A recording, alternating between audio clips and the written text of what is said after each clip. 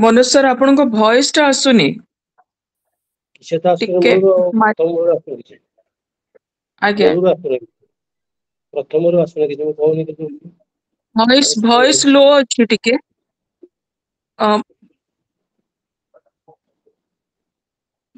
ठीक अछि ना माइक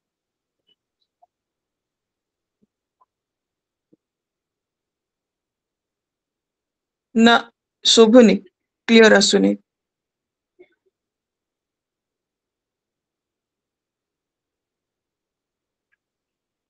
आपण माइक पाखरे टिके माइक टा को पाखरे रखंतु ना आसुनी वॉइस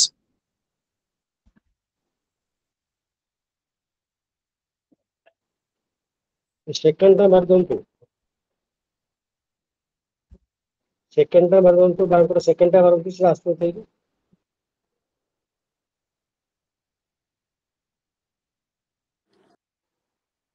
हेलो हेलो आसला एबे आसिला राइट आसला ठीक ना नहीं थैंक यू ठीक अछि आगो को बढ़ शुभ संध्या समस्त को 45तम ई पाठचक्र समस्त को शुभेच्छा शुभकामना स्वागत जनाउछि आज स्वामी विवेकानंद लोक संसद एही विचारधारा विभाग आसुअछि ज्ञानी गुणी सुजन मंडली एक अपूर्व समावेशर समाहार आमर भाग्य जे आज आम यही विभाग जड़े मणिमन को आम निकटरे पाइछु वक्ता भावे जार कि गीता और भागवतर अगाध पांडित्य रही अछि तेणु सी सर्वदा स्वामी विवेकानंद लोक संसदर प्रातः अधिवेशन रे गीता और भागवत संहितार प्रवचन दायित्व रे रही आछंती से भागवत गीता विचारधारा स्वाध्याय विभागर प्रमुख अटंती प्रत्यह गीता सह जागरण कार्यक्रम रे निजर उच्च कोटिर वक्तव्य मध्य रखिथांती से निजर कर्मक्षेत्र को केन्द्रापड़ार आरी और जगतसिंहपुर इंग्राजी प्राध्यापक भावे निज दायित्व तुलाई वर्तमान सेवानिवृत्त हो सारी आसंतु आज आम शुणा से एक सुनामधन्य व्यक्ति श्री लक्ष्मीधर कर महोदय निकटर सांस्कृतिक जीवन में राधाकृष्ण जुगल उपासनार महत्व विषय सारू को अनुरोध करी सी वक्तव्य रखिपारे श्री लक्ष्मीधर कर महोदय हरि ओम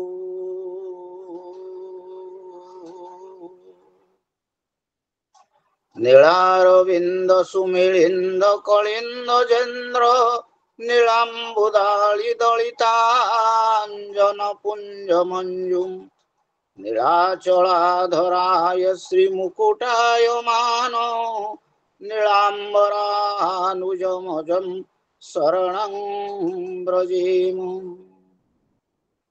वसुदेवसुतं देवं कंसचाणूरमर्दनं देवकी परमानन्दं कृष्णं वन्दे जगद्गुरुं मूकं करोति वाचालं पंगुं लंघयते गिरिं यत्कृपातमहं वन्दे परमानन्दमाधवम्।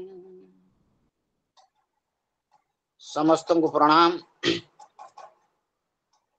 गजपति स्वामी विवेकानंद लोक संसद गजपति जिला विचारधारा द्वारा आयोजित 45तम ई पाठचक्र रे सभापतित्व करुथिबा मनोज सार एवं संयोजक भाव रे शशिकांत सार एवं ई पाठचक्र रे गजपति जिलार तथा अन्य जिला तथा देशरु जोग दैथिबा समस्त विज्ञ प्राज्ञ श्रोतृवृंद एवं ये जो स्वामी विवेकानंद लोक संसद तार सभापति रमानाथ पंडा महोदय एवं उपसभापति आमर जे प्रलय कुमार नंद महोदय संगठन संपादक चित्तरंजन सार महोदय तथा अन्य कार्यकर्ता वृंद संकर्षण सार जे अछंती विचारधारार मुख्य तांकु समस्तंकु मु अंतररु मोर प्रणति ज्ञापन करुछि। आज ये जो 45तम ई पाठचक्र गजपति जिला द्वारा आयोजित होईछि यार शीर्षक अछि संस्कृति एवं संहति एवं प्रगति। जेतबळे शशिकांत सार मते कथा कहिले मते अत्यंत आनंद लागिला, कारण ये सब शीर्षक एते चमत्कार शीर्षक मते बहुत आनंदर अभिभूत कला। तेणु मु विषय को जीवा पूर्वरु जदियो विषय आमर अछि सांस्कृतिक जीवन रे श्री राधा कृष्ण जुगल मूर्तिर उपासनार महत्व कौन, तेणु ता पूर्वरु मु एई जो शीर्षक उपरे सामान्य आलोकपात करबा पई इच्छा प्रकाश करूअछि। ये जो संस्कृति शब्दटी ता अत्यंत गुरुत्वपूर्ण शब्द। काहेकि ये संस्कृति केमिति सृष्टि हुए कहबा को गले कृति ही संस्कृतिर मूलाधार। जहाँ आमे करू दैनंदिन जीवनचर्या भितरे जहाँ को आमे अनुसरण करू जे भली भाव रे बंचू आमर चाली चरणी चमक सबुर जो निर्यास ही आमर सांस्कृतिक भावधारा रे विकसित हुए। सेति पाई कि सीएम जोड़ कहिथिले जे the essence of civilization is culture. तेणु ये जो संस्कृति आमर ये जो सनातन संस्कृति बा आर्य संस्कृति ये संस्कृति बहु पुरातन एवं ये संस्कृतिर 5टी मौलिक भावधारार भावादर्श रही जोटा को आमे जानिबा दरकार। एवं ये 5टी भावादर्श होउची कोन ना प्रथमटी होउची जे स्रष्टा एवं सृष्टि होउची एक। शास्त्र कहे तत्सृष्ट्वा तदेव प्राविशत्। द्वितीयटी कथा होउची जे ये विश्व अविनश्वर विश्व रे आत्मा ही होउची नश्वर विश्व रे आत्मा ही होउची अविनश्वर। आत्मा देह देह आमर विनाश आड़ को गति करुची किंतु आत्मा सब बेले अविनाशी। ये सनातन संस्कृतिर द्वितीय महत्व। तृतीयटी होउची कोन ना ये जो सनातन संस्कृति ये जो चली आसी या भितर गुरुर भूमिका मध्य अत्यंत गुरुत्वपूर्ण। कारण केवल बहीपत्र पढ़िकी जो ज्ञान आहरण करा जाए सेटा प्रकृत ज्ञान नुहे। सेइथिपाई चिन्मानंद कहती knowledge gain to books is no knowledge at all. तेणु गुरुवादर प्रचलन मध्य एठी रहिछि। चतुर्थटी होउछि कोन जे ट्रांसमाइग्रेशन ऑफ सोल अर्थात आत्मा आमर जो जन्मांतरवाद एवं सर्वशेषटी होउछि वर्णाश्रम धर्म। ये 5टी मौलिक भित्ति उपरे आमर सनातन संस्कृति दंडायमान। तेणु ये जो संस्कृति र भित्तिभूमि उपरे आमर संगति छिड़ा हिछि। तेणु संगति संस्कृति उपादान संग्रह करिकरी ये संगति एवं संस्कृति मिसिकरी आमर प्रगति आड़को आमको आगे नउछि। तेणु व्यक्ति जेते समृद्ध हेले मध्य जदि से सामूहिक जीवन सहित संश्लिष्ट न हुए ताले तार जीवन रे परिपूर्णता आसे नाही। तेणु से आमर जो प्रगति आमे बंचिबा सहित अन्य को बंचिबा समस्तक सहित एक हेकि चलिबा एवं एई भावादर्श ही आमर सांस्कृतिक जीवन मुख्य पट्टभूमि। एई कथा आमर एई सनातन संस्कृति रे कहा जायछि अयंग निज परोवेति गणनां लघुचेतसां उदार चरिता नान्तु वसुधैव कुटुंबकम। समग्र विश्व होछि परिवार। सेति पाई कि जेतबळे स्वामी विवेकानंद गले चिकागो को धर्म सम्मेलन रे से एड्रेस कले my fellow brothers and sisters. तेनु एइथुरु ही से उपादान आम संस्कृति रु ही से उपादान संग्रह करथिले। काहेकि ना श्वेतश्वेतातर उपनिषद कहंती जे सुन्नन्तु विश्वे अमृतस्य पुत्रा। ए विश्व रे जेते गुडी रहिचंती समस्त होचंती अमृतर संतान। तेणु आमर यात्रा होची मृत्योर्मां अमृतंगमय। ए मृत विश्व भितरे आमे कुआडे जीवा ना। ए मृत विश्व भितरे आमे अमृतर संधान करिबा। एटा ही होची जीवनर सफलता। किंतु ए जीवन सफलता को आमे आमर आदर्श भाव ग्रहण करबा दरकार जे नश्वर एवं ए मृत विश्व भितरे अमृतर संधान किबळी करा जाई परिबो। तेणु विवेकानंद कहूतिले जे expansion is life, contraction is death. जेते आमे विकसित हबा जेते आमे आमर सांस्कृतिक जीवन रे अन्य समस्त सहित आमे जड़ित होइकरी एक भाव रे जीवन यापन करिबा ताहाले आमे आम संस्कृतिर जो मुख्य स्रोत जो मुख्य भाव ताकू आमे अंगे निभि पारिबा अनुभव को आनी पारिबा। तेणु सेटा ही हबो प्रकृत प्रगति। जो आजिर प्रगति जेतेबेले जाइछि कोन ना केवल गोटे दिगरे आमे प्रगति करूचे आमे जदियो अन्य दिगरे जो भौतिक प्रगति आसीछि भौतिक प्रगति आरंभ केबेले हमर सनातन संस्कृति भौतिक प्रगति को आड़े दे नाही भौतिक प्रगति सहित से हमर आध्यात्मिक प्रगति दीटा भितरे एक सामंजस्य रहिबा दरकार। जो प्रगति ही हबो कोन ना आधुनिक भाषा रे ताकू कहा जाउछि सस्टेनेबल डेवलपमेंट। जो प्रगति स्थिर भाव में रही पारिबो एवं जो प्रगति भितरे आमे भौतिक एवं आत्मिक ये दुईटी जीवन भितरे जदि आमे एक संगति आनी पारिबा सेटा ही हबो मनुष्यर जीवनर सार्थकता। यही परिप्रेक्षी रे मु कहबा को चाहे जे ये मनुष्य जीवन भगवान हमको देइछंती ये मनुष्य जीवनर लक्ष्य कौन मनुष्य किभली भाव में बंचिले आमे ये समग्र आम जीवनर सार्थकता अनुभव करी हिबो। ये दुर्लभ मनुष्य जन्म तेणु ये मनुष्य जन्म दुर्लभ तीनोटी जिनिस होचंदी दुर्लभ। विवेक चूड़ामणि रे आचार्य शंकर कहंती दुर्लभं त्रयमेव तत् देवानुग्रह कारकम मनुष्यत्वं मुमुक्षत्वं महापुरुष संश्रय। तेणु ये जो मनुष्य जीवन भगवान देइछंती ये मनुष्य जीवन अछि दुर्लभ जीवन एवं ये होच मध्य सीमित एक सीमित जीवन भितरे आमे किभली भाबरे ये संसार भितर रहिले आमे से मृत्युरो अमृत आड़कू जाई परिबा एवं से अमृतत्व आमर जो स्वरूप ताकू आमे अनुभव रे आनी परिबा।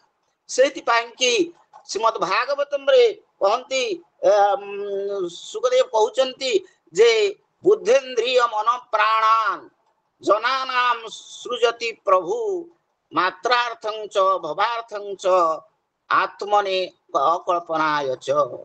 भगवान आपको जो बुद्धि इंद्रिय मन प्राण ये सब देइचंती काहेकि ना केवल आमे जे संसार त्याग करी सन्यास हो जिबा आध्यात्मिक उन्नति करबा ता नुह यही संसार भितरे रही करी आमे किभली भाबरे से अमृतत्व को आस्वादन करि परिबा।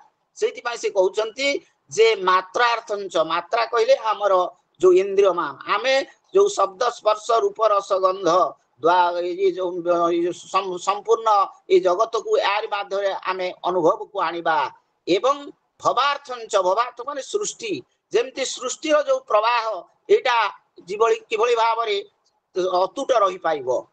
मात्रार्थं च भवार्थं काहेकि ना ये जो धर्मधारा भितर आमे रहिचे से जो सनातन धर्मर लक्ष्य होउची जे आमे जो चारोटी पुरुषार्थ रहिची धर्म अर्थ काम मोक्ष ये चारोटी जाक को हमको गोटे पक्षरे धर्म एवं मोक्ष अन्य पक्षरे अर्थ एवं काम तेणु ये दीटा को भीतर एक सामंजस्य आनिबा पई पड़िबो। जदि किंतु आज जदि आमे केवल अर्थ भीतरे केवल आराम दिगरे इंद्रिय आराम होइकि हमर भोग सर्वस्व जीवन यापन करिबा ताहले सेटा केबे हेले हमको शांति अमृतर संधान दे पारिबो नाही। इंग्राजी कवि लेखक कहंती डीएच लॉरेंस जे growth in a particular direction is not desirable because it is a cul-de-sac. कोनोसी एक दिग देशदर्शी हेकरी आमे जदि केवल भौतिक उन्नति पछरे झाइबा ताले मनुष्य जीवनर सार्थकता को आमे अनुभव रे आनी पारिबा नाही। तेणु भौतिक जीवन सहित एवं आत्मिक जीवन ये दुईटा भितरे किभली संगति आनिबा यही आम संस्कृतिर मुख्य जिनिस आनी आसी पारिबो ताही होची आजिर आलोच्य विषय। तेणु मनुष्य जीवन चर्या ये आमर शील एवं संयम ये दुईटा ऊपर पर्यवसित हवा दरकार। ताहले कौन हबो ना मनुष्यर जो विवेक अछि से विवेक से जो विचार करि पारुछि जे भलो आउ मंद से सुख आउ दुख तापर विचार करिके कौन करणीय एवं कौन अकरणीय से निर्णय मनुष्यर नहीं पारिबो। तेणु ये जो विवेक को विकसित कले मनुष्य ये जो भौतिक जीवन और आत्मिक जीवन भितरे एक समन्वय आनी पारिबो। कारण एवं आनिबा केमिति संभव ना आमर प्रवृत्ति जीवन आरंभ हेकरी क्रमशः निवृत्ति को जीव जो वर्णाश्रम धर्म विधान अच्छी जे 4 वर्ण एवं 4 आश्रम तेणु ब्रह्मचर्य गृहस्थ वानप्रस्थ सन्यास तेणु यही आश्रम देकरी आमे प्रवृत्ति मूलक जीवन को निवृत्ति मूलक जीवन को जीवा एवं निवृत्ति मूलक जीवन रु आमे मुक्ति बा प्रेम आड़ को जीवा हम आसीबी राधा कृष्ण उपासना को प्रेम ऊपर कहबी जदियो आमर ये जो धर्म अर्थ काम मोक्ष चतुर्विध अछि पुरुषार्थ किंतु किबळी भाबरे राधा कृष्णंकर उपासना प्रभु चैतन्य महाप्रभु द्वारा जो प्रचारित प्रेम धर्म सेटा द्वारा किबळी भाबरे ए जीवन ए सांसारिक जीवनटा भितरे ही आमे सेही अमृतमय जीवन को अनुभव करि परिबा ता ऊपर आलोकपात करिबा तेणु आमर श्रीमद् भागवत ओडिया भागवत जगन्नाथ दास कहंती मनुष्य जीवन रे लाभ जेबे गोविंदे करे भाव तेणु से भगवान को सहित आमे निजको किबळी भाबरे जोड़ी परिबा ए सांसारिक जीवन भितरे ताही होची ये जो राधा कृष्ण उपासनार मुख्य मौलिक तत्व तेणु यही परिप्रेक्षी रे मु कहवा को चाहे जे आमर जो आजिर जो सांस्कृतिक सामाजिक जीवन एवं 50-100 वर्ष पूर्वर जो सांस्कृतिक सामाजिक जीवन ये दीटा जीवन भितरे जदि आम एक तुलनात्मक चित्र आनिबा आमे देखिबा कोन ना से समय जो सामाजिक सांस्कृतिक जीवन धर्म केंद्रिक थिला धर्म धर्म काहा कुआ जाय अनाद कहउछंती प्राणीनां अभ्युदय निश्रेय सज हेतु सधर्म प्राणी मानकर अभ्युद माने भौतिक उन्नति एवं निश्रेयस माने तांकर आत्मिक उन्नति तेणु गोटी होउची श्रेय आ गोटी होउची प्रेय तेणु ये भौतिक उन्नति होउची प्रेय एवं आत्मिक उन्नति बा आध्यात्मिक उन्नति होउची श्रेय तेणु ये प्रेय एवं श्रेय ये दीटा भितरे एक संगति आनिबा एटा ही होउची मनुष्य जीवन सार्थकता एवं क्रमशः से समय सामाजिक जीवन सांस्कृतिक जीवन थिला धर्म केंद्रिक आजिर जो सामाजिक जीवन होउची अर्थ एवं भोग सर्वस्व भोग संग्रह रे प्राय आमे समस्ते लागि जाइछे आमर जेतिकी आवश्यकता ताठारु बहुत किछि अधिक आमे संग्रह करिया पाई कि आम निज जीवन को नियोजित करि दैछे द्वितीय कथाटी होउची कोन ना से समय जो सांस्कृतिक सामाजिक जीवन भितरे पारस्परिक सहयोग एवं बुझाबना भितरे प्रतिष्ठित थिला एवं से समय लोक आजिर जीवन स्वार्थ सर्वस्व जीवन ही जाइछि मु आग निजे बंचिबी मु सब करबी अन्नमा कोन करे रहउछि से कथा नुहे किंतु एटा हमर प्राचीन जीवन और परिपंथी एही परिप्रेक्षी रे हमर जो अष्टादश पुराण प्रणेता व्यास कहउचंती जे अष्टादश पुराणेषु व्यासस्य वचनद्वयम् परोपकार स्वर्गाय पापाय परपीडनम ये जो पर उपकार आमर जो अन्य प्रति जो संवेदनशीलता सेटा ही होउची मुख्य जिंस जोटा आजिर जीवन रे प्राय देखा जाए नाही जदि बा कोटी कोटी क्वचित देखा जाए तापरे तृतीय कथाटी होउची लिव एंड लेट लिव निजे बंच एवं अन्यमान को मध्य बंचिबार सुजोग दियो बंचिया पाई सहाय्य कर एवं निजर उन्नति संग संगे अन्यमान कर उन्नति होबा हमर स्वामी विवेकानंद हमर जो लोक संसद तार लोगो होउची कोन ना आत्मर मोक्षार्थं च जगत हिताय च निजर मुक्ति सहित जगतर हित मध्य हबो बहुजन हिताय बहुजन सुखाय एटा ही होउची आमर सनातन धर्मर मूल मंत्र जीवन सार्थक करबा पाई एटा ही होउची मुख्य प्रसंग तेणु जो से समय जीवन थिला कोन शांति मैत्री करुणा ये जो जिनिस गुड़िक दया ये गुड़िक क्रमशः अपसरी जदियो किछि किछि मात्रा देखा होछि किंतु क्रमशः अपसरी जाउछि एवं तार परिवर्ते लोभ असूया परस्त्रीकातरता ये गुड़िक आमर सामाजिक सांस्कृतिक जीवन रे क्रमशः अधिक मात्रा रे परिदृश्य हेउछि तेणु यही परिप्रेक्षी रे जदि आमे राधा कृष्ण जुगल उपासना को नबा आमर आदर्श भाव रे आम जीवन ध्येय भाव रे आमे ताकु ग्रहण करिबा ताहा किपळी भाव रे आमर दैनंदिन जीवनचर्या सहित आमर सांस्कृतिक एवं सामाजिक जीवन को किपरि सुसंगत करि पारिबो एवं एई सुसंगत संगतिपूर्ण जीवन भितरे एक सामग्रिक जीवन भितरे आमे जी पारिबा एवं आमे प्रगति करि पारिबा जो प्रगति आमको प्रभु सहित ଯୋଗ ଦେଇ ଯୋଗ ଯୁକ୍ତ କରିପାରିବ ଏବଂ ସେଇଟା ହିଁ ହଉଛି ଯୋଗ ଯୁକ୍ତ, ସେଇଟା ହିଁ ହଉଛି ପ୍ରକୃତ ଯୋଗ। ଯେତେବେଳେ ଆମେ ଭଗବତ ଗୀତା ଅଧ୍ୟୟନ କରୁ ଆମେ ଦେଖୁ କଣ ଯେ ମହର୍ଷି ପତଞ୍ଜଳି କହିଲେ ଯୋଗ କଣ ନା ଯୋଗ ଚିତ୍ତ ବୃତ୍ତି ନିରୋଧ ତଦା ଦ୍ରଷ୍ଟା ସ୍ୱରୂପେ ଦ୍ରଷ୍ଟୁ ସ୍ୱରୂପେ ଅବସ୍ଥାନମ୍। କିନ୍ତୁ ଯେତେବେଳେ ଆମେ ଭଗବତ ଗୀତାକୁ ଆସୁ ଭଗବାନ ତାକୁ ଆଉ ଟିକେ ମଡିଫାଏ କରିଦେଲେ। କଣ କହିଲେ ଭଗବାନ? ଆତ୍ମୌପମ୍ୟେନ ସର୍ବତ୍ର ସମଂ ପଶ୍ୟତି ଯୋ ଅର୍ଜୁନ ସୁଖଂ ବା ଯଦି ବା ଦୁଃଖଂ ସହଯୋଗୀ ପରମୋ ମତ। ତେଣୁ ଆଜିର ଜୀବନରେ ଏହି କଥାର ଆବଶ୍ୟକତା ଅଛି। ମୋର ଦୁଃଖ ଯେମିତି ଅନ୍ୟର ଦୁଃଖ ଯେମିତି ସେଇଟା ମୋ ଦୁଃଖ, ଏବଂ ମୋ ଦୁଃଖ ଏବଂ ଅନ୍ୟର ଦୁଃଖରେ ମୁଁ ଦୁଃଖୀ ହେବି, ଅନ୍ୟର ସୁଖରେ ମୁଁ ସୁଖୀ ହେବି। ଏଇ ଜୀବନଟା ଏଇ ପ୍ରକାର ଜୀବନ ଯେତେବେଳେ ମୁଁ ଯିବି ସେଇଟା ହିଁ ହଉଛି ପରମ ଯଶ। ଭଗବାନ କହୁଛନ୍ତି ଭଗବତ ଗୀତାରେ ଯେ ଆତ୍ମୌପମ୍ୟେନ ସର୍ବତ୍ର ସମଂ ପଶ୍ୟନ୍ତି ଯୋ ଅର୍ଜୁନ ସୁଖଂ ବା ଯଦି ବା ଦୁଃଖଂ ସହଯୋଗୀ ପରମୋ ମତଃ। ତେଣୁ ଆମର ସାଂସ୍କୃତିକ ପଟ୍ଟଭୂମି ଭିତରେ ଯଦି ଆମର ଏଇ ଯୋଉ ରାଧାକୃଷ୍ଣ ଉପାସନା ଆପଣମାନେ ତ ସବୁ ଜାଣନ୍ତି, ଆମର ଏଇ ଯୋଉ 12 ମାସରେ 13 ପର୍ବ ଏବଂ ଏଇ ଯୋଉ 13 ପର୍ବ ଭିତରେ ଏଇ ଏବେ ଆମର ଦୋଳ ଉତ୍ସବ ଏବଂ ହୋଲି ଉତ୍ସବ ଯାଇଛି। ତେଣୁ ଯୋଉଥିରେ ରାଧାକୃଷ୍ଣଙ୍କର ଯୋଉ ପୂଜା ଅର୍ଚ୍ଚନା ହୁଏ ଏବଂ ମେଳଣ ହୁଏ, ବିଭିନ୍ନ ସ୍ଥାନକୁ ଆମେ ତାଙ୍କୁ ନେଇକରି ଯାଉ। ଏହାର ମୁଖ୍ୟ ତତ୍ଵ କଣ ସେ ବିଷୟରେ ଆମେ ଟିକେ ଆଲୋକପାତ କରିବା, ଆଲୋଚନା କରିବା। ତେଣୁ ଆମେ ଦେଖିବା ଏଇ ଯୋଉ ବୈଷ୍ଣବ ଉପାସନା ଭିତରେ ରାଧା ଏବଂ କୃଷ୍ଣ ଏ ଯୋଉ ଯୁଗଳ ମୂର୍ତ୍ତି ରହିଛନ୍ତି ଏବଂ ଆମର ଋଗ୍ବେଦର ପରିଶିଷ୍ଟ ହଉ ବା ସମ୍ମୋହନ ତନ୍ତ୍ର ହଉ ସେଥିରେ ରହୁଛି କଣ ନା ଏକ ଜ୍ୟୋତି ରଭୁଦ୍ୟୁଧା ରାଧା ମାଧବ ରୂପକମ୍। ସେ ହଉଛନ୍ତି ଏକ ଜ୍ୟୋତି ସ୍ୱରୂପ ଯେ ଦୁଇଟି ଭାବରେ ରାଧା ଏବଂ ମାଧବ ବା ଶ୍ରୀକୃଷ୍ଣଙ୍କ ରୂପରେ ପରିପ୍ରକାଶ ହେଲେ। ତେଣୁ ବେଦ ସେଇ କଥା କହନ୍ତି ଏକଂ ସଦ୍ ବିପ୍ରା ବହୁଧା ବଦନ୍ତି। ତେଣୁ ସେଇ ଏକ ଜ୍ୟୋତି ଦୁଇ ଭାଗରେ ବିଭକ୍ତ ହେଲେ କାହିଁକି ନା ସେ ଯୋଉ ପ୍ରେମକୁ ଆସ୍ୱାଦନ କରିବା ପାଇଁ ରାଧାକୃଷ୍ଣର ଉପାସନା ଭିତରେ ଆମେ ଦେଖିବା ଯେ ରାଧା ଏବଂ କୃଷ୍ଣଙ୍କର ଉପାସନାର ମୁଖ୍ୟ ଜିନିଷ ହଉଛି କଣ ନା ଆମେ ଦେଖିବା ଯଦିଓ କୃଷ୍ଣଙ୍କର ଆବିର୍ଭାବ ହେଇଛି ମହାଭାରତ ଯୁଗରେ, ଆମେ ଯେତେବେଳେ ପୁରାଣ ଯୁଗକୁ ଆସିବା ସେତିକି ବେଳେ ଆମେ ଦେଖିବା ରାଧାଙ୍କର ଏବଂ କୃଷ୍ଣଙ୍କର ଯୋଉ ଅମଳିନ ପ୍ରେମ କଥା ଆମେ ସମସ୍ତେ ଜାଣିଛେ। ରାଧାଙ୍କ ବିଷୟରେ ବା କଣ ସେ ହଉଛନ୍ତି ଭଗବାନଙ୍କର ହ୍ଲାଦିନୀ ଶକ୍ତି, ପ୍ରେମ ଶକ୍ତି, ସ୍ୱରୂପ ଶକ୍ତି। ଭଗବାନ ଅଚିନ୍ତ ଶକ୍ତିମୟ ଏବଂ ଏଇ କଥା କହିଲା ବେଳେ ଆମେ ଜାଣି ରଖିବା ଉଚିତ ଯେ ଆମର ଯୋଉ ପଢିଛେ ବ୍ରହ୍ମ ପରମାତ୍ମା ଏବଂ ଭଗବାନ ହେଉଛନ୍ତି ଏକ ବସ୍ତୁ।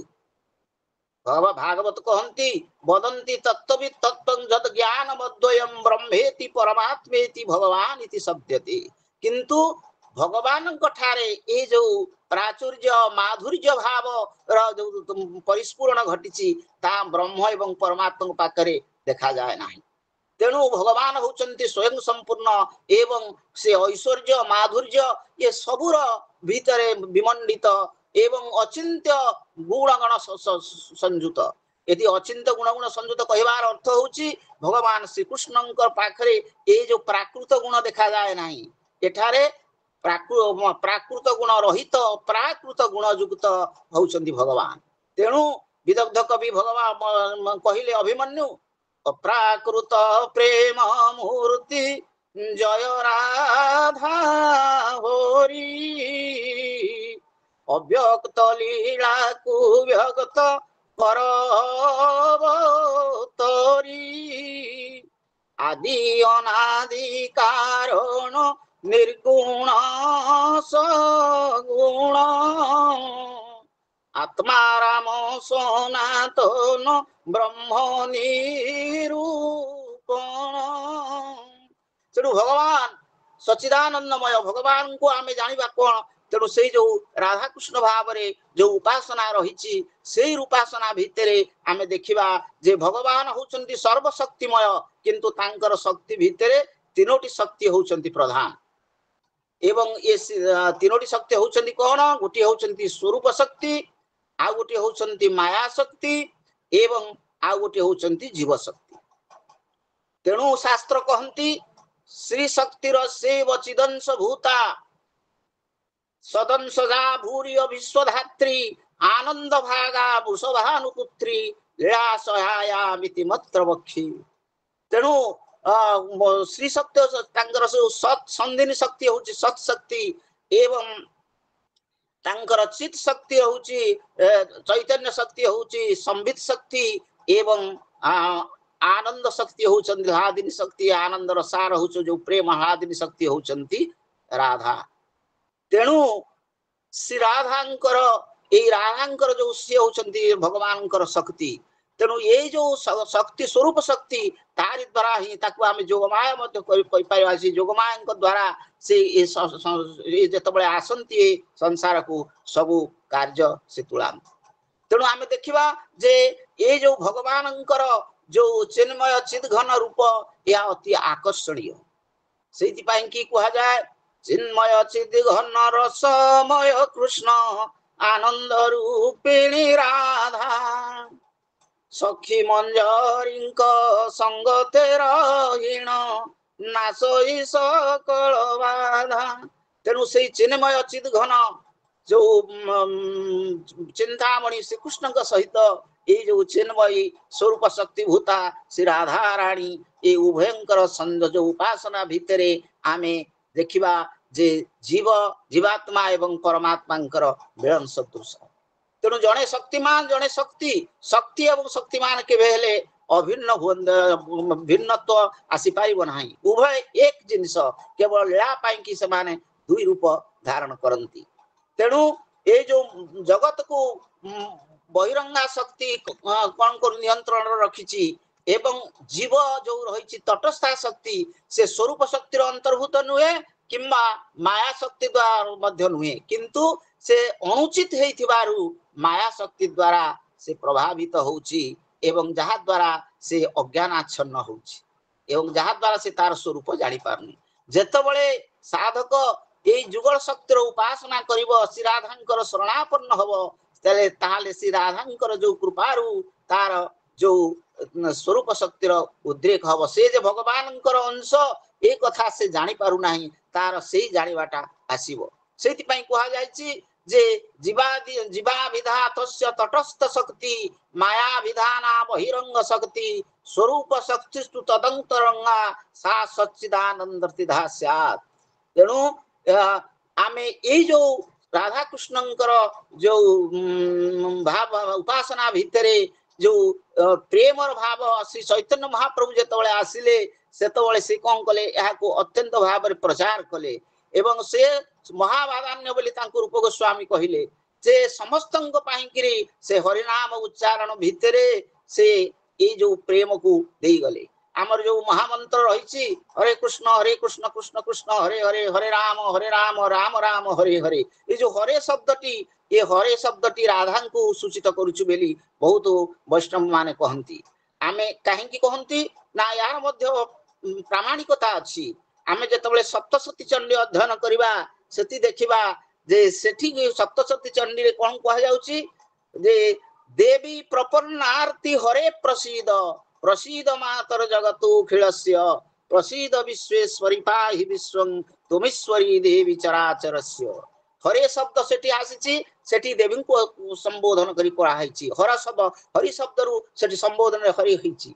तेणु जेडी राधा महामंत्र भीतर मध्य आमे देखिबा जे राधा एवं कृष्णंकर ई दुईंकर समन्वय मध्य हेछि। 16 नाम 32 अक्षर भीतर मध्य चैतन्य महाप्रभु कहिजे महामंत्र भीतर ई से जो प्रेम को आस्वादन करि हबो। तेणु ए जो जुगल उपासना द्वारा यह सिद्ध हुए जे प्रेमी एवं प्रेमास्पद ये होचन एक एवं अभिन्न। सेही भाबरे आमे जतबळे इंद्रिय भोग भीतर साधारण जीव वशीभूत होउची तेणु इंद्रिय भोग से करू किंतु ता सहित लिप्त न हो अनासक्त भाव करू यह ही होची समस्त शास्त्र निर्यास। काहेकि ना आमे जतबळे राधा कृष्णंकर तत्व भीतर को आसीबा आमे देखिबा कोन ना आत्मेन्द्रिय प्रीतिवांछा तारे बोली काम कृष्णेन्द्रिय प्रीतिवांछा धरे प्रेम नाम। जेतबळे आमे आम निज पाई करी सब कुछ करबा जीवन रो आरंभ रु शेष पर्यंत जदि हमर गोटे ट्रांसफॉर्मेशन न होला जदि हमर गोटे परिवर्तन नहेला आमे जहा थिले आरंभ रे आमे शेष रे जदे मृत्यु सेही भाव रे रहिबा ताहाले आम मनुष्य जीवन सार्थकता हेई परिबो नाही। तेणु क्रमश आमे जहा मु कहिथिले आगुरे प्रवृत्ति मूलक जीवन रु निवृत्ति मूलक जीवन को आसी परिशेष रे आमे से जो प्रेम भगवान जो अमूल्य प्रेम जो अमृत प्रेम ताकू आमे अनुभव को आनिबा।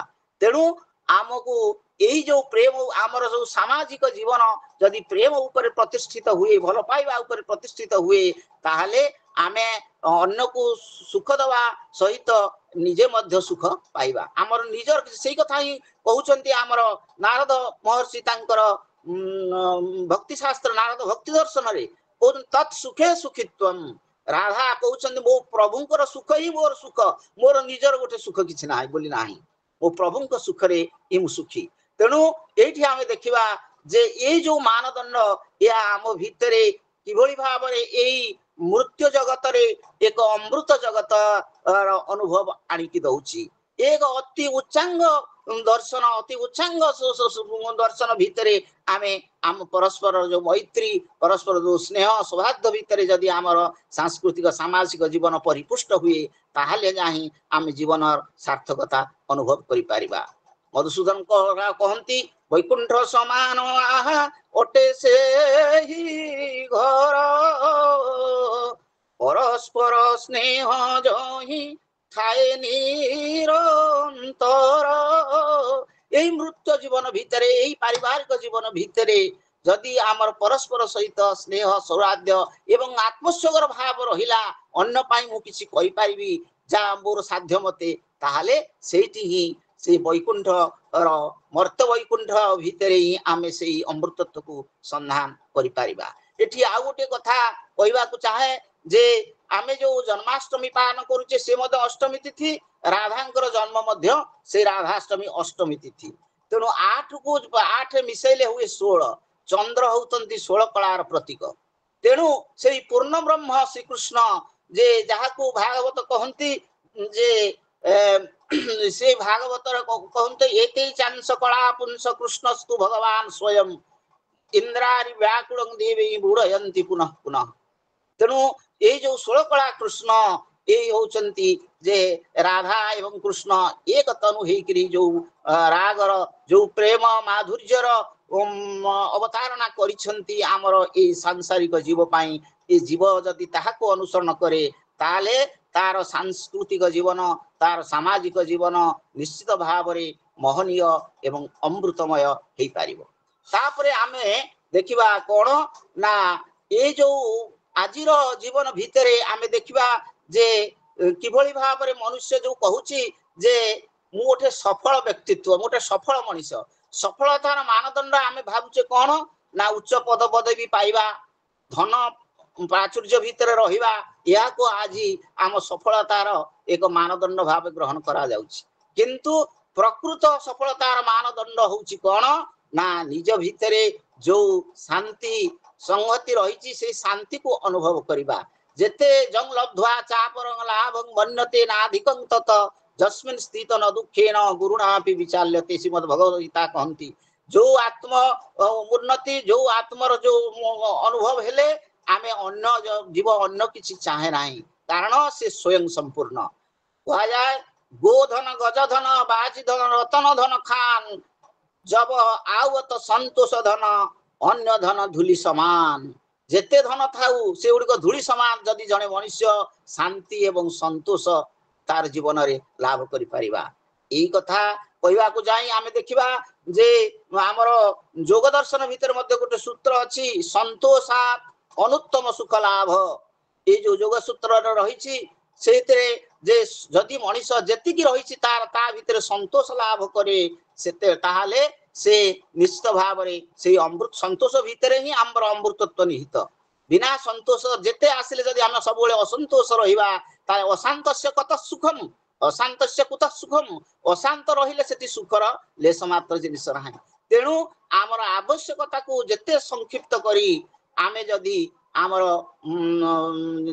आध्यात्मिक जीवन को उन्नत करवा एवं ये जो आमर आत्मा परमात्मा आत्मा भाव रही जहाँ भगवान कहती अहं आत्मा गुड़ाकेश सर्वभूताशय स्थित तेणु मु आत्मा भाव रही आत्मर अनुभव जड़े मनीष कर ही हम तार अमृतत्वर अनुभव एवं आमर सांस्कृतिक सामाजिक जीवन निश्चित समृद्ध हो पार समय तो ही आसुची परिशेष एतिकी मात्र मु कहि पारे जे ए जगत रे आमे जहा किछि अनुभव करूछु तार दुईटी दिग अछि गोटिया होछि गोटिया आरु देखिले से सब गुडी होछि नश्वर क्षणस्थायी सातटी विकार युक्त से सब करिया ताउ समय ही आसुची काली कहि दउछि तेनु अन्य आरु देखिले एई नश्वर जगत भितरे एक नित्य एवं अप्राकृत चिन्मय जगत आत्मप्रकाश करूअछि यही जगतर सुख सौंदर्य और विचित्र अनुभूति मध्य देई से अप्राकृत नित्य जगतर अन्वेषण करने को हम तेणु आमे देखुचे ये जगत रे शब्द स्पर्श रूप रस गंध अच्छी मनुष्य हृदय रे स्नेह दया करुणा आदि मधुमय भाव सब अच्छी ये समस्त आंब मानकर मन और इंद्रिय मान निकट रे निजर अस्तित्वर परिचय देउछंती जदि आंबे जे केवल यार परिचय पाउछु ताहा नुह बरं सेमानक द्वारा आमे मुग्ध एवं आकृष्ट होउछु तेणु यही परि आंबे माने जेतबळे मुग्ध एवं आकृष्ट आम सम्मुख रे एक नित्य एवं अप्राकृत जगत रही जोटा को आमे तार तथ्य निरूपण करिया पई केबे चेष्टावान हेउनाहु कारण आमे सबु अज्ञान आच्छन्न अज्ञान द्वारा आमे आवृत होइथिबारु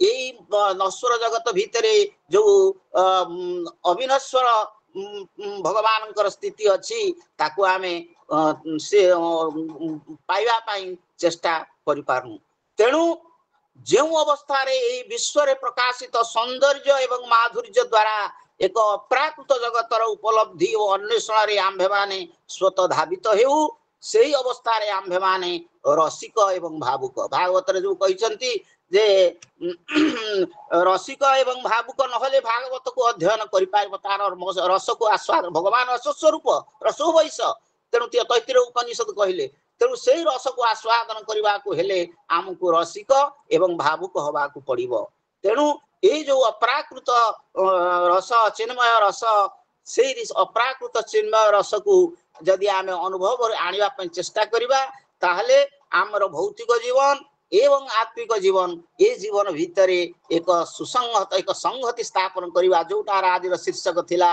जे जो संस्कृति संहति एवं प्रगति सेठी को आसी जे ताहाले आमे एक सुमहत जीवन यापन करि परिबा राधा कृष्णकर उपासना द्वारा आमर अंतकरण शुद्ध हबो एवं आम मानव जीवन जो अंतिम लक्ष्य भगवत प्राप्ति आमर आत्मानुभव ताहा आमे प्राप्त करि परिबा जय जगन्नाथ एतिके बहुत सुंदर तात्विक आलोचना अभिनंदन सर बहुत सुंदर एते सारगर्भक आलोचना एते रसायनित आलोचना एते सुंदर आलोचना आपणको पाद पद्म रे मोर कोटि कोटि दंडवत एवं भूमिष्ठ प्रणाम सर तेबे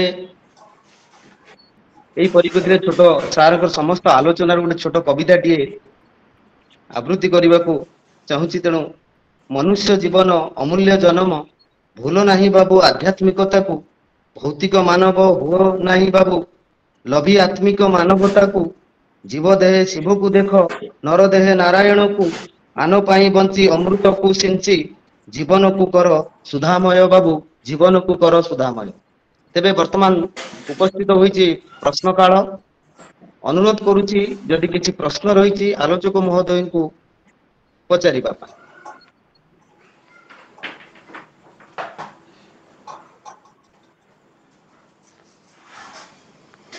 सर गोटे छोट जिज्ञासा रही जे क्यों भली भाव रे आमे आध्यात्मिकता एवं भौतिक एवं आत्मिक जीवन भितर क्यों भली भाव रे आमे गोटे समतुलता बजाय रखि परिबा सर छोट जिज्ञासा सर देखो मनुष्य जेतबळे जन्म नेला सेतबळे मूलरु से पथर नै गयो सेयाडे भितरे मोह भितरे रहला ଏବଂ ଏଇ ଯୋଉ ମୋହ ଜିନିଷ ଯେ ମୁଁ ଆଉ ମୋର ଆଜ୍ଞା ଏଇ ଯୋଉ ଦ୍ୱନ୍ଦ୍ୱ ଭିତରେ ଭଲ ମନ୍ଦ ଏଇ ଦ୍ୱନ୍ଦ୍ୱ ଭିତରେ ଏବଂ ଏଇ ଦ୍ୱନ୍ଦ୍ୱ ଭିତରୁ ଯୋଉ ସୃଷ୍ଟି ହେଲା ଯେ ମୁଁ ଆଉ ମୋର ଏଇ ଯୋଉ ମୋହ ସୃଷ୍ଟି ହେଲା ଏଇଥିପାଇଁ କି ଆମେ ଅଜ୍ଞାନାଚ୍ଛନ୍ନ ହେଇଛେ ଆମେ ଜାଣିପାରୁନେ ପ୍ରକୃତ ଆମ ସ୍ୱରୂପ କଣ। ତେଣୁ ଯେତେବେଳେ ଆମେ ଜାଣିବା ଯେ ଏ ଦେହ ଏ ସଂସାର ଏଗୁଡିକ କେବଳ ଆମକୁ ମିଳିଛି ଏହାର କିଛିଟା ରହିଛି ୟୁଟିଲିଟି ବା ୟା ପାଇଁ ଆମର ଶରୀର ନିର୍ବାହ କରିବା ପାଇଁ ଏହାର ଆବଶ୍ୟକତା ରହିଛି। ଆମର ଶରୀର ହଉ ଆମର ମନ ହଉ ବୁଦ୍ଧି ହଉ ଏଗୁଡିକର ଆବଶ୍ୟକତା ରହିଛି। କିନ୍ତୁ ଆମେ ଯେ ଏ ଶରୀର କେବଳ ଶରୀର ମନ ବୁଦ୍ଧି ଏ ଦେହ ସର୍ବସ୍ୱ ଜୀବନ ଯଦି ଆମେ ଯାପନ କରିବା ତାହେଲେ ଆମେ ଦିଟା ଭିତରେ ଯୋଉ ଏକ ସଂଗତି ବା ସନ୍ତୁଳନ ଆଣିପାରିବା ନାହିଁ। ଆମକୁ ଜାଣିବାକୁ ହେବ ଯେ ଏ ଦେହ ଭିତରେ ଯେ ଦେହି ଅଛି ସେ ହିଁ ହଉଛି ପ୍ରକୃତ ମୁଁ। ଏବଂ ଏ ଦେହ ଯୋଉ କହୁଛି ଯେ ଏ ଦେହ ତ କିଛି ସମୟ ଭିତରେ ପରିବର୍ତ୍ତନଶୀଳ ନଶ୍ୱର ଦେହ। ତେଣୁ ଏ ନଶ୍ୱର ଦେହକୁ ଯଦି ମୁଁ ଦାବୁଡ଼ି ଧରି କହିବି ଯେ ମୁଁ ହଉଛି ଏ ଶରୀର ଏବଂ ମୁଁ କେବେ ଏ ଶରୀରଠୁ ଅଲଗା ନୁହଁ ତାହେଲେ କଣ ହବ ନା ତାର ସେଇଟା ହିଁ ହଉଛି ତାର ମୋହ ବା ଅଜ୍ଞାନ। ତେଣୁ ଯେତେବେଳେ ସେ ଜାଣିପାରିବ ନା ନାହିଁ ଏ ଦେହ ଏବଂ ଏ ଦେହଟା ମୋ ପାଇଁ ନିଶ୍ଚିତ ଭାବରେ ଆବଶ୍ୟକ। କାହିଁକି ନା ଦେହ ନଥିଲେ ଆମେ ଦେହୀର ଯୋଉ ଅନୁସନ୍ଧାନ କରିପାରିବା ନାହିଁ। ତେଣୁ ଦେହ ରହିବା ପାଇଁ ଆମେ ସାତ୍ଵିକ ଖାଦ୍ୟ ଖାଇବା, ଆମେ ସଦ୍ଗ୍ରନ୍ଥ ଅଧ୍ୟୟନ କରିବା, ସଦ୍ଗୁରୁଙ୍କର ଶରଣାପନ୍ନ ହବା ଏଗୁଡିକ ସବୁ ହେଲେ ଆମେ ଜାଣିପାରିବା କ୍ରମଶଃ ଯେ ପ୍ରକୃତ ମଣିଷ ଜୀବନର ଲକ୍ଷ୍ୟ ହଉଛି ଯେ ଆତ୍ମତତ୍ଵକୁ ଅନୁଭବରେ ଆଣିବା। ଏବଂ ଏଇ ଆଣିବା ପାଇଁ କି ଆମକୁ ଏ ଜୀବନ ମାର୍ଗ ଦେଇକିରି ଗତି କରିବାକୁ ପଡିବ। ଯାହା ଦ୍ୱାରା ଆମେ ଉଭୟ ଏଇ ଯୋଉ ଭୌତିକ ଏବଂ ଆତ୍ମିକ ଜୀବନ ଏ ଦିତ ଭିତରେ ଗୋଟେ ସଂହତି ଆଣି କ୍ରମଶଃ ଆମର କଣ ଉତ୍ତରଣ ହବ। ଯଦି ଚେତନାର ଉତ୍ତରଣ ନ ହବ ତାହେଲେ ଆମେ ଜାଣିପାରିବା ଆମେ ସେଇ ଚେତନାରେ ଆବଦ୍ଧ ହେଇ ରହିଯିବା ଯେ ମୁଁ ହଉଛି ଶରୀର ଏବଂ ଏ ଶରୀର ସମ୍ବନ୍ଧୀ ଯାହା କିଛି ସଂସାରରେ ମୁଁ ଦେଖୁଛି ଏ ହଉଛି ମୋର। ତେଣୁ ଏଇ ଦିଟା ଭିତରେ ଯଦି ଆମେ ଆବଦ୍ଧ ହେଇକି ରହିବା ଆମର ବ୍ୟବହାରିକ ଜୀବନ ପାଇଁ ଏଇଟା କିଛି ମାତ୍ରାରେ ଆବଶ୍ୟକ। କିନ୍ତୁ ଆମେ ଯଦି ୟାକୁ ସମ୍ପୂର୍ଣ୍ଣ ଭୋଗ ସର୍ବସ୍ୱ ଜୀବନ ଭିତରେ ରହିଯିବା ଯେ ମୁଁ ଆଉ ମୋର ଭିତରେ ତାହେଲେ ଆମେ ସଂଗତି ଆଣିପାରିବା ନାହିଁ। ଯେତେବେଳେ ଆମର ବିବେକ ଆସିବ ଯେ ବିନୁ ସତସଙ୍ଗ ବିବେକ ନ ହୋଇ ରାମ କୃପା ବିନୁ ସୁଲଭ ନ ଶୋଇ ତେଣୁ ସତସଙ୍ଗତ ମୁଦ ମଙ୍ଗଳ ମୂଲା ଶୋଇ ଫଳ ସିଦ୍ଧି ସବ ସାଧନ ଫୁଲା। ଆଚାର୍ଯ୍ୟ ସନ୍ଥ ତୁଳସୀ କହିଛନ୍ତି ମାନସରେ। ତେଣୁ ସତ୍ସଙ୍ଗ ଦ୍ୱାରା ହିଁ ମଣିଷ କୋଉଟାକ କରଣୀୟ କୋଉଟା ଅକରଣୀୟ ସେ ବିଷୟରେ ଜ୍ଞାନ ଲାଭ କରିବ। ଏବଂ ତାପରେ ଆମର ଯୋଉ ତିନିଟା ପାହାଚ ତାର ଅଛି ସମତମ ଭିତରେ ଗୋଟେ ହଉଛି ଜାନାତି, ଆଉ ଗୋଟେ ହଉଛି ଇଚ୍ଛତି, ଆଉ ଗୋଟେ ହଉଛି କରୁତି। ପ୍ରଥମେ ଜାଣିବ କଣ ମୁଁ ସଂସାରରେ ଜନ୍ମ ନେଇଛି କୋଉଥିପାଇଁ ଜନ୍ମ ନେଇଛି ମୋ ଜୀବନର ଲକ୍ଷ୍ୟ କଣ ଜାଣି ସାରିଲା ପରେ ତାପରେ ତାକୁ ଇଚ୍ଛା କରିବ ଯେ ନାହିଁ ପ୍ରକୃତ ଜିନିଷ ସତ୍ୟ ହଉଛି ଏଇଟା ମୁଁ ସେ ସତ୍ୟର ଅନୁସନ୍ଧାନ କରିବି। ତାପରେ କରୁତି ଏବଂ ତାକୁ ଦୈନ ଜୀବନଚର୍ଯ୍ୟା ଭିତରେ ଜଣେ ଅନୁସୃତ କରିବା ପାଇଁ ଚେଷ୍ଟା କରିବ। ଏ ତିନୋଟି ଷ୍ଟେପ ଦେଇକିରି ଆମେ ଗଲେ ଆମେ ଆମର ନୈତିକ ଭୌତିକ ଜୀବନ ଆତ୍ମିକ ଜୀବନ ଭିତରେ ଏକ ସନ୍ତୁଳନ ଏକ ସଂଗତି ଆଣିପାରିବା ଯୋଉଟା ହିଁ ହଉଛି ମାନବ ଜୀବନ ସାର୍ଥକତା। ଧନ୍ୟବାଦ ସାର୍। ଏବେ ଅନୁରୋଧ କରିବି ଆମର ମୋର ଗୋଟେ ପ୍ରଶ୍ନ ଗୋଟେ ପଚାରି ପାରିବି? ସାର୍ ପଚାରନ୍ତୁ ସାର୍। ପ୍ରଣାମ। ଆଚ୍ଛା ସାର୍ ଯୋଉ କହିଲେ ଇଏ ଶ୍ରୀକୃଷ୍ଣ ହଉଛନ୍ତି 16 କଳା। 16 କଳା ଶ୍ରୀକୃଷ୍ଣ 16 କଳାଧାରୀ ବୋଲି କହିଲେ। ଆଜ୍ଞା ହ୍ୟାଲୋ ଆଜ୍ଞା କୁହନ୍ତୁ। ଭାଗବତ କହୁଛି ଜଗନ୍ନାଥ ଯେ 16 କଳା ତହୁଁ କଳାଏ ନନ୍ଦ ବାଳା। ଆଜ୍ଞା ଏଇଟା ଭାଗବତର ଉକ୍ତି ନୁହଁ। ଆପଣ ସମ୍ପୂର୍ଣ୍ଣ ଭାଗବତ ଦେଖନ୍ତୁ ଏଇଟା ଭାଗବତର ଉକ୍ତି। ଏ ଉକ୍ତିଟି କାହାର ଟି ଜାଣିଛନ୍ତି? ଇଏ ହଉଛି ଆଜ୍ଞା ଜଗନ୍ନାଥ ଚରିତାମୃତ ର ଉକ୍ତି ଯାହାକୁ ପଛରେ ଗୋଟେ ଅର୍ବାଚୀନ ଲେଖା ହୁଏ ଜଗନ୍ନାଥ ଚରିତାମୃତ। ସେଇଥିରେ ଅଛି ଜଗନ୍ନାଥ ଯେ 16 କଳା ତହୁଁ କଳାଏ ନନ୍ଦ ବଳା କଳାକ 16 କଳା କରି ଗୋପେ ବିହରେ ନରହରି। ଏଇଟା ଶ୍ରୀମଦ୍ ଭାଗବତର ଉକ୍ତି ନୁହନ୍ତି। ଆଚ୍ଛା ହେଲେ ତହୁଁ କଳାଏ ନନ୍ଦ ବାଳା ର ଅର୍ଥ କଣ? ନାଇଁ କଳା ଆଉ ବିକଳା କହିବାର ଅର୍ଥ ହଉଛି କଣ ଗୋଟେ ଅଂଶର ଅଂଶକୁ କୁହାଯାଏ କଳା। କିନ୍ତୁ ଚେତନ ତତ୍ଵରେ ତ ସେ ସବୁ ଜିନିଷ ନଥାଏ। ଭଗବାନ ହଉଛନ୍ତି ସ୍ୱୟଂ ସମ୍ପୂର୍ଣ୍ଣ। କାହିଁକି ବ୍ରହ୍ମ ସଂହିତା କହୁଛନ୍ତି ରାମାଦି ମୂର୍ତ୍ତିଷୁ କଳା ନିୟମ ନତିଷ୍ଠନ୍ ନାନା ବତାର ମକରଦ ଭୁବନେଷୁ କିନ୍ତୁ କୃଷ୍ଣ ସ୍ୱୟଂ ସମଭବତ ପରମ ପୁମାଞ୍ଜୋ ଗୋବିନ୍ଦ ମାଦି ପୁରୁଷଂ ତମହଂ ଭଜାମି। तेणु ये जो स्वयं कला संपूर्ण आम गोटे देखा प्रश्न परिषद आप देखिए ये कलार एक भिन्न व्याख्या कराई 16 कला कौन ये 16 कला कहले आमर जो ज्ञानेन्द्रिय कर्मेन्द्रिय मन प्राण ये सब को 16 कला बोली आख्या दि जाए तेणु आमे जो कला भाव भावुचु ये छोट ये बड़ ये कला 16 कला से कथा नुह तेणु 16 कला अंशर अंश को ही कह जाए कला तेणु ये जो सर्वांश भगवान होचुन स्वयं संपूर्ण आवश्यकता अनुसार तांकर शक्ति कोठी दरकार जतिक सेतिक से प्रकट करंती नहले संपूर्ण भगवान नहीं नहीं किंतु 16 कला बोले तो निवृत्ति प्रतिष्ठा विद्या शांति इंदिका दीपिका रेतिका मोचिका तापरे कोना परा सूक्ष्म सूक्ष्म सूक्ष्म अमृत ज्ञान ज्ञान अमृत अप्यायिनी व्यापिनी व्योमरूपा ये 16 कला रे जाउची ये 16 कला रे जाउची आ मते आप प्रश्न परिषद रे देखिए 16 कला भिन्न सेठी आसी मनुष्यर जो माने व्यष्टि भितरे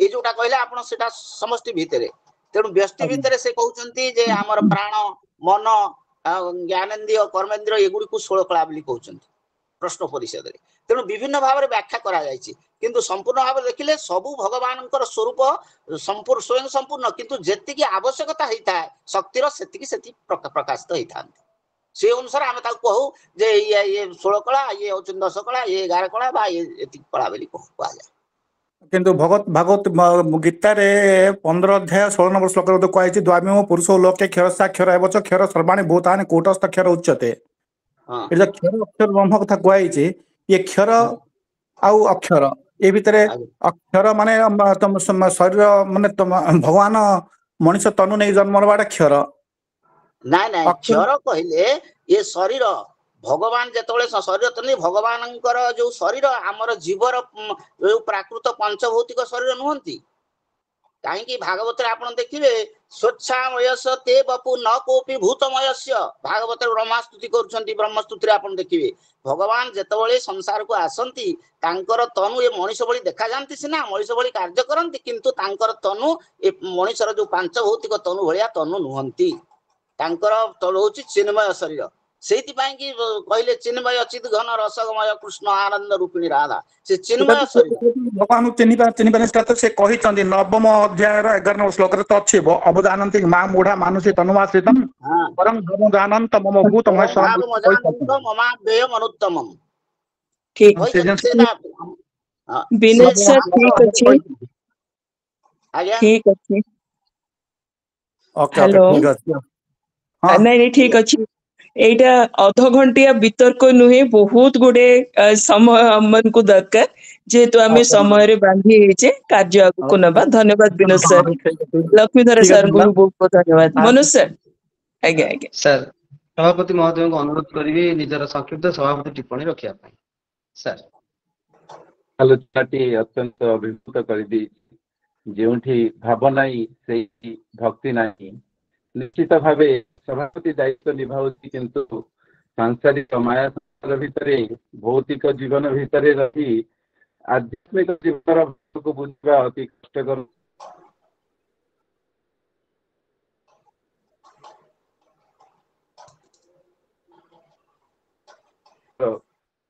हेबा एहा बा ए रचिकमय जीवन जीवा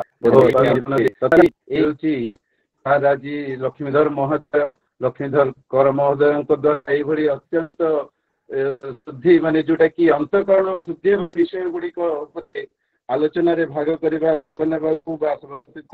दायित्व मिली सेटा सौभाग्यर विषय ये माने सब खोजा पड़ो अमृतर संधान करने को पड़ो विवेक को विकसित हम काम मुख्य जो आधार अच्छी आधार आज सांस्कृतिक जीवन जो अच्छी इसी सांस्कृतिक जीवन को विगत सांस्कृतिक जीवन भलिया धर्मांतरण धर्म भावना रे नहीं भौतिक को आध्यात्मिक जीवन रे वंचित को हबो एवं सनातन धर्म रे जो अच्छी माने ताको विकसित करि परबा धर्मटा जोटा अछि ताको समस्त को आमे बचिबा समस्त को जोटा कि लिव एंड लेट लिव जोटा अछि तापर सेमती विवेकानंद विषय रे जो कहिले expansion is life, contraction is dead. यही विकसित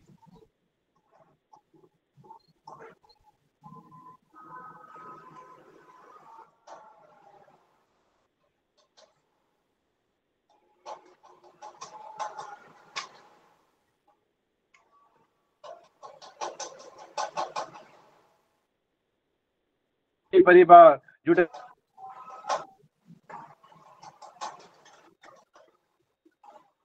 କି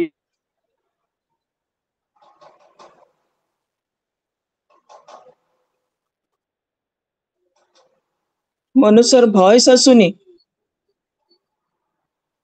ଏକ ଦୀପ ଜ୍ୟୋତି ସ୍ୱରୂପ ଆସୁନି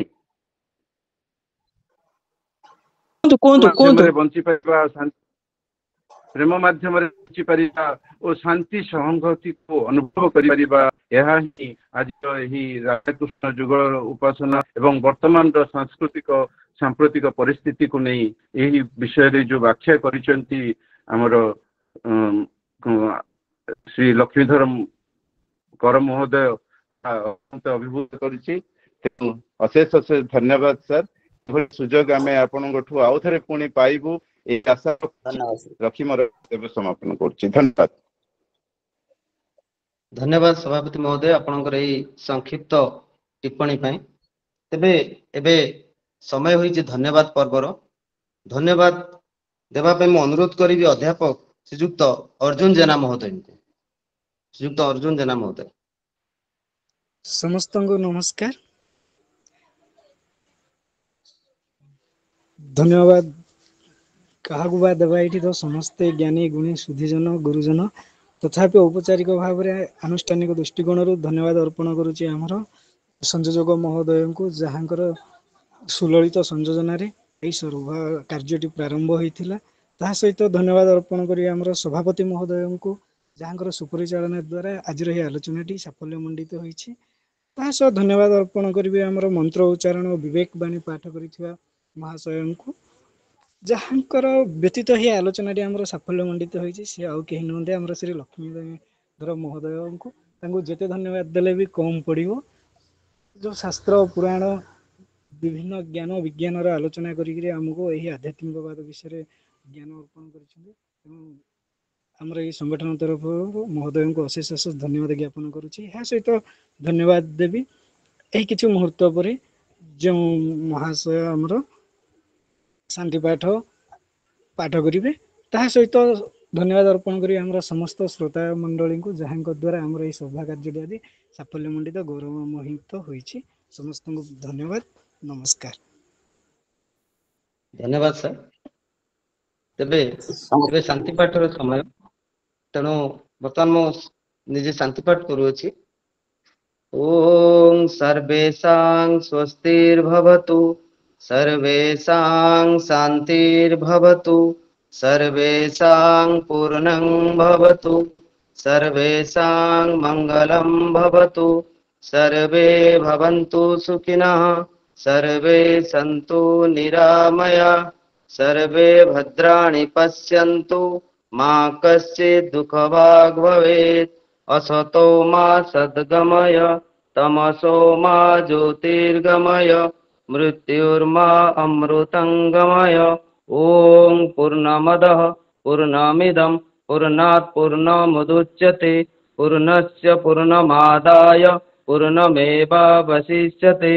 ओम शांति शांति शांति। एक घोषणा जरूरी, समस्त को आलोचना रे उपस्थित रहिबा पई सादर अनुरोध। एबे सभापति महोदय को अनुरोध करिबी सभाटी को औपचारिक भाव में सांग करिवार घोषणा करिवे।